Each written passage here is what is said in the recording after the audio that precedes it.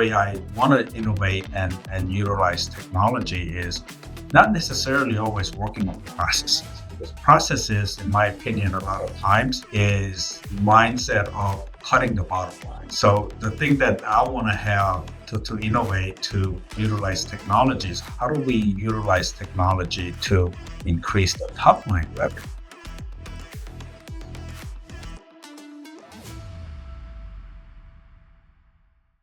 Welcome. You are about to get in the hole with Tech-Gofer. I am Nick Mulholland, president of Tech-Gofer, and your host for today and all the other episodes you might have watched. Very excited to have Yong Lee, CTO of PHP Agency Inc. with us today.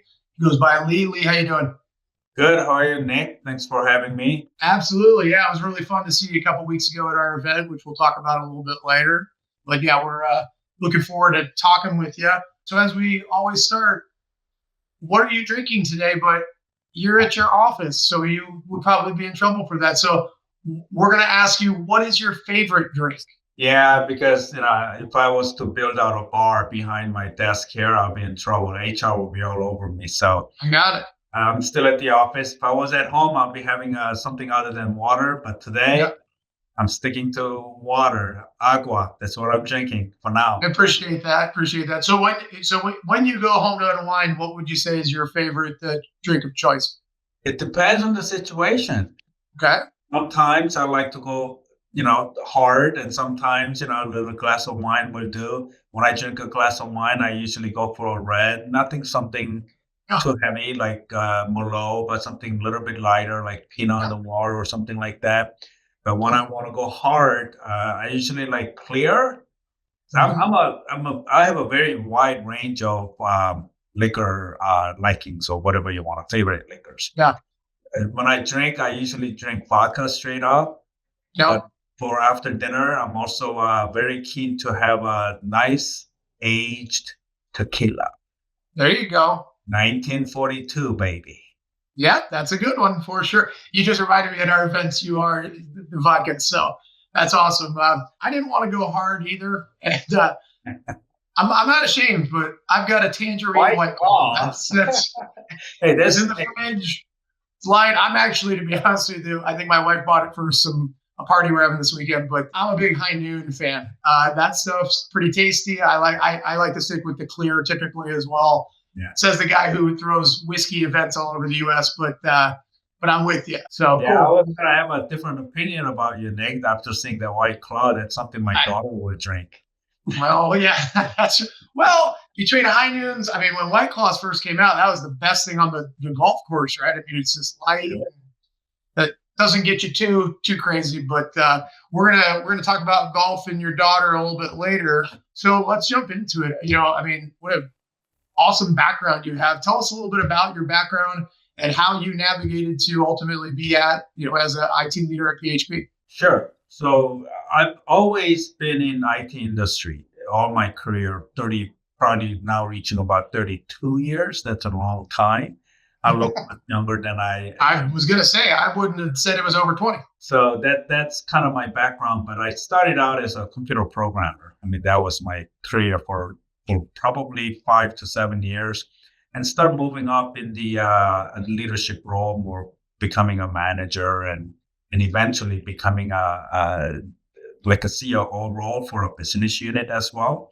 And then eventually kind of going back to my niche, which is leading a technology team. So currently I'm a CTO, but 30 years or so I've been in one way or the other in technology world. Mostly in the business application, not necessarily developing any sort of a game kind of a products or low-level language, but mostly in the database application side of the world.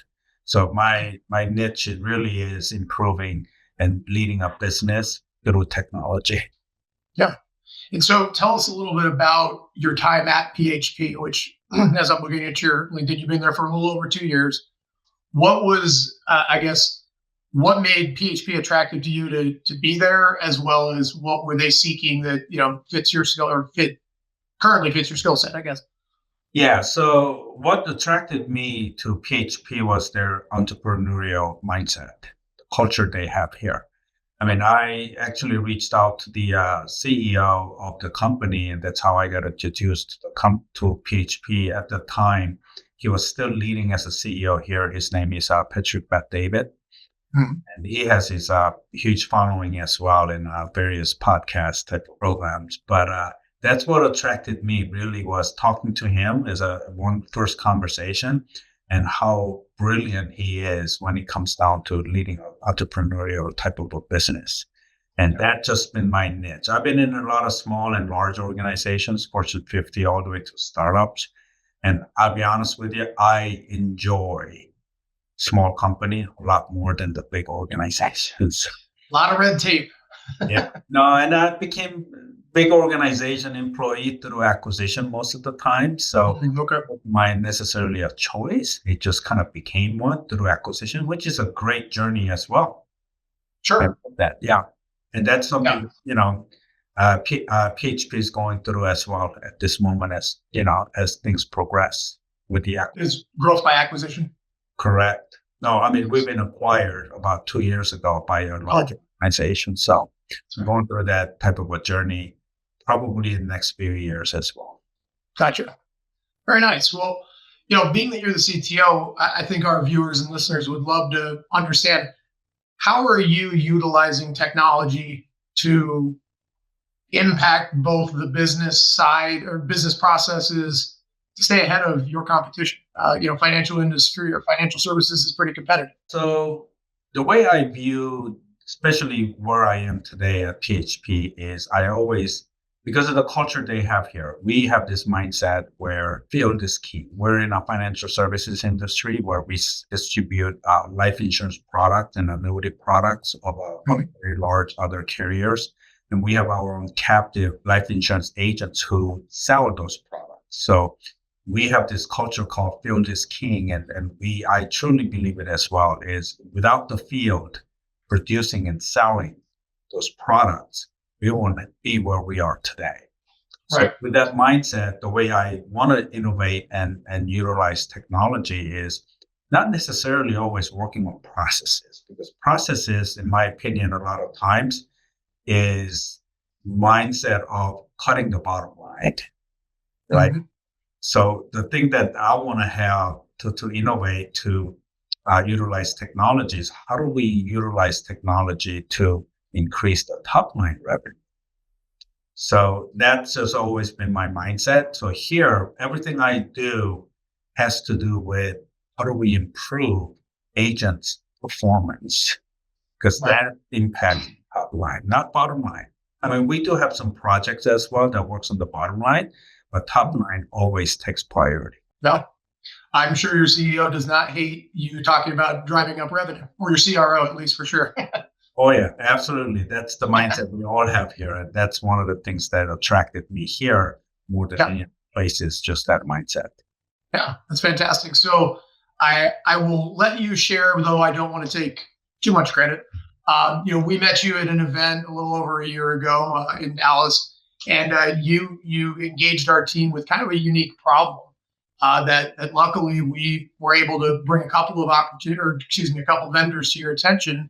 Ultimately, one of which was in fact a good fit.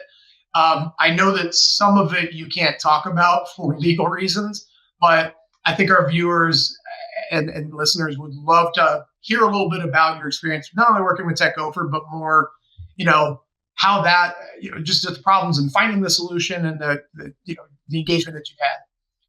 So, I mean, I just happened to run into Tech-Gofer through just some emails that I have gotten. I had no idea who you guys were. You guys just reached out, or, hey, there's an event that we're going to be hosting. It's a whiskey tasting event, and I'm not a whiskey drinker either, to be honest. Right. I just kind of go, let's kind of do a quick research on who you guys are. And I go, oh, okay, interesting company. It wouldn't hurt to just kind of meet some folks. So I just decided to go ahead and attend.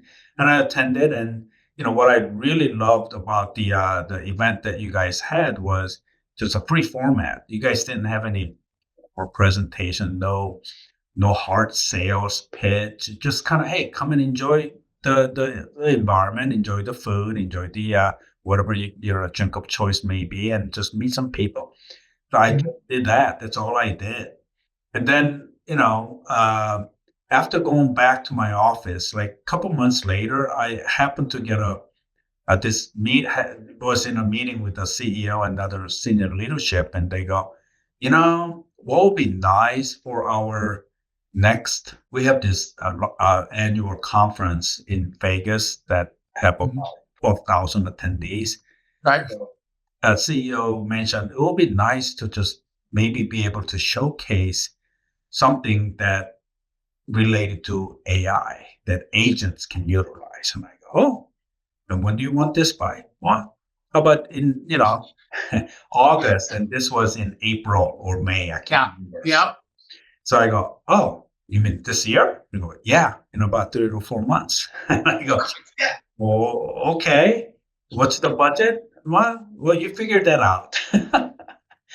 So that was my direction from my CEO. So with that, I was just going, what in the world am I going to do here to figure out a solution?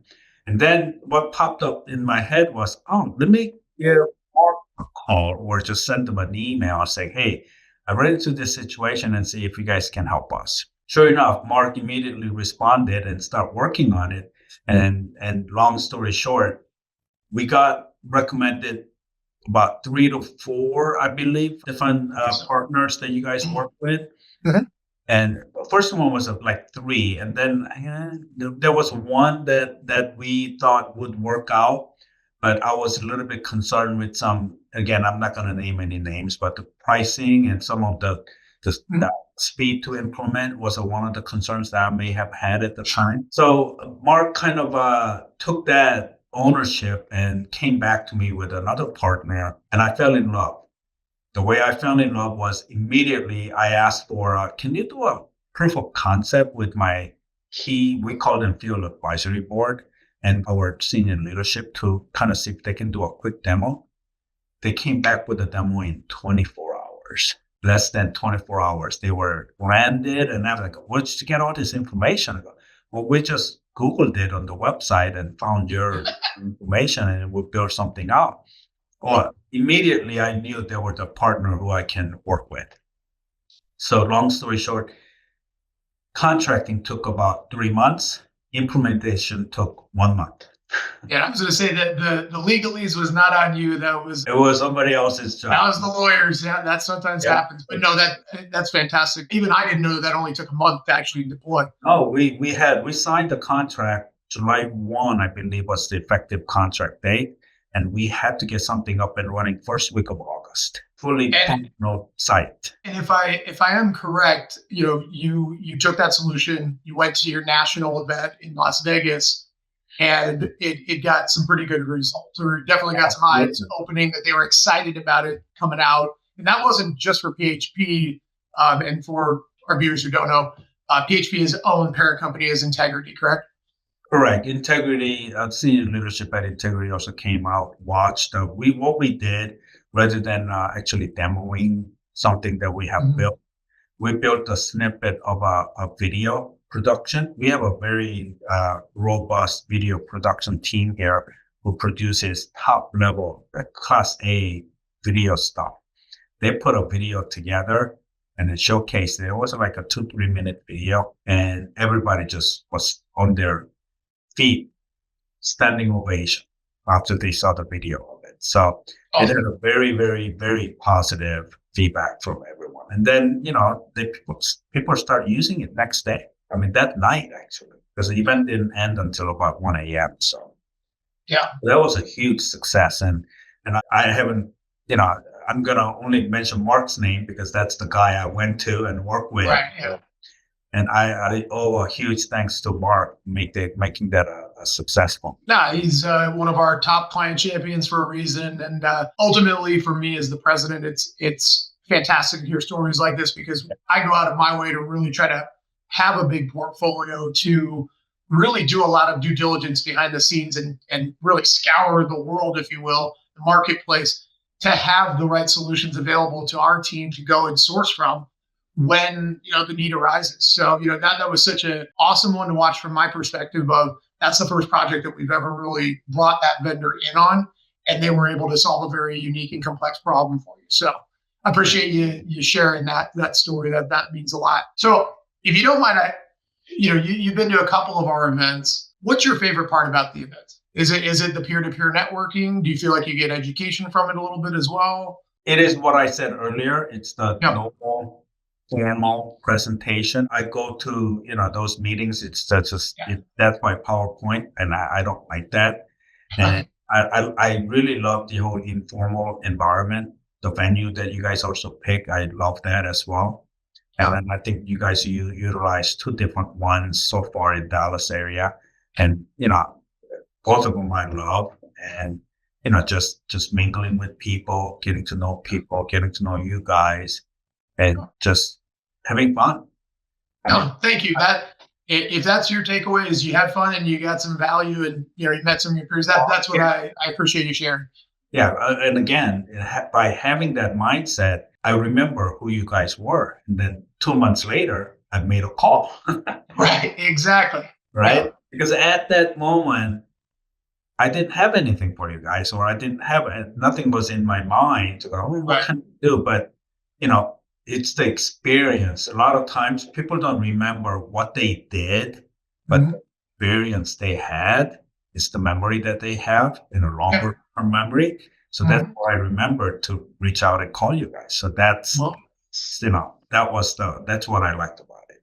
No, well, I mean, we certainly are glad that you did. It sounds like you're glad that you remembered us too. So that was awesome. So I want to kind of switch gears just because as we normally talk about at the end of the interviews here, let's talk a little bit about golf. So we'll start off with just a simple question, or it could be difficult.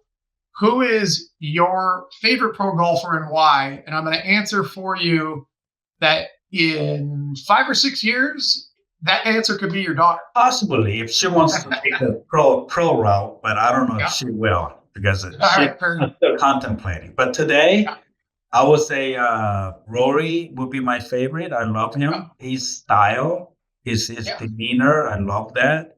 I'm not a big, showy kind of a guy, and I don't think Rory kind of does that. So that's one of my favorite from men's standpoint. Ladies, I mean, it's all across the board. But believe it or not, my daughter's a golfer, and you know that. But she doesn't watch ladies golfing tournament. Really? Only watch friends. That's interesting. That's interesting, right? Yeah. What is it? What is her reasoning behind it, or she just prefers? She just prefers watching men's golf. I think I don't know why. I mean, if I ask her what is her favorite ladies golfer, she wouldn't. Yeah, I don't know. I mean, she knows who they are. Yeah. It really doesn't have a She did say at one point she really liked Rosie Sang. I think she went to Stanford, right? I think she turned pro maybe last year. She really was following her. But other than that, she really doesn't watch ladies LPGA golf that much. I find myself watching golf a lot, and it's kind of great because you can throw it on, go do some chores or whatever, come back and kind of check in. But for me, as a certainly not professional golfer, but I enjoy the game, I feel like I'm learning something. I might not be, but just by watching how good they are, seeing that the things that they do are possible. In a lot of cases, it's interesting to me. The average. I mean, there's certainly guys that absolutely smoke the ball all the time. Most of the pro golfers, though, are not these crazy long, driving machines. They're just so good. They don't make mistakes. When they do, they're mentally able to fix it. And, I'd imagine that she probably pulls some of that stuff out as well. She does. And her thing is short game, right? She says, if I have a bad putting, my score is going to be low regardless of what I do. That's number one. And number two, like you're saying, short-term memory is what you need to have in golf. Very much so. Yes. Whatever happened before doesn't matter going forward. Yep. If you got in a double on one of the holes, you got to forget that and start fresh. Because if you get over, you're going to get another double. Yeah. And that is not an easy feat. No. And that's probably why I think she plays so well is she has that I mean, she does have a good memory, but somehow in golf, she has a short-term memory. Good. Well, we wish her well as she enters her collegiate career. Congratulations on that, by the way. Yes. And otherwise, any of you, if I'm sure if you have any interest to talk to Lee about his engagement with Tech-Gofer, we'd be happy to connect you. Like, subscribe to the show. We'd love to hear your comments. Lee, once again, appreciate you. We love being a partner with you guys. We're excited to see where that program goes. And thank you for your time being here. I think you gave some tremendous insights for our viewers and listeners. Well, thank you for having me and share my story as well. Because like I said, I mean, I really enjoy working with you guys, and I'm hoping that I would have some other project down the line that I can build that relationship going forward. Awesome. Well, we'd love to hear that. We will be back in Dallas at least once or twice next year, charity golf tournament. So I will see you there. And otherwise, again, appreciate you being on. To all of you for viewing and watching, appreciate your time as well. And we'll see you next time on Get in the Hole with Tech-Gofer. Cheers, everybody. Take care.